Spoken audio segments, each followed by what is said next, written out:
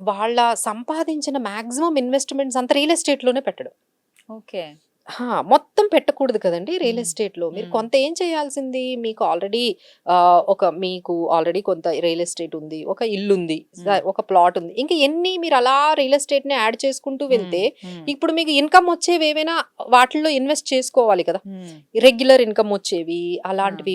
అలాంటి వాటిల్లో ఇన్వెస్ట్ చేసుకోవాలి. మనకి ఏదైనా లిక్విడిటీ ఉండాలండి. అదే. అదే. దీన్నే మేము లిక్విడిటీ అంటాం. హ్మ్. ఇప్పుడు అమ్మాయికి ఒక 10,00,000 లేకపోతే 20,00,000 కావాలంటే, హ్మ్. ఆ ₹1,00,00,000 పొలం అమ్మేస్తారా?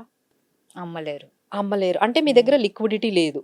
అయితే ఎమర్జెన్సీ క్యాష్ ఎంతుండాలి చేతిలో? మినిమమ్ అండి. అంటే మామూలుగా ఎమర్జెన్సీ క్యాష్ వేరు. గోల్ బేస్డ్ అమౌంట్ కూడా ముందే పెట్టుకోవాలి కదండీ! వీళ్ళు హ్మ్. గోల్ ఏంటంటే, మా అమ్మాయి పెద్దదయిందండి.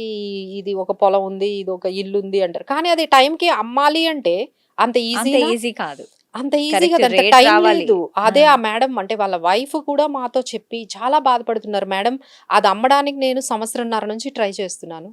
మాకు ఎక్కడ కుదరడం లేదు. హ్మ్. ఏ హ్మ్. డీలు కుదరడం లేదు. పాప చూస్తే ఇంక మాకు టైం లేదు. ఇంకొక 1 ఇయర్ టైం ఉంది.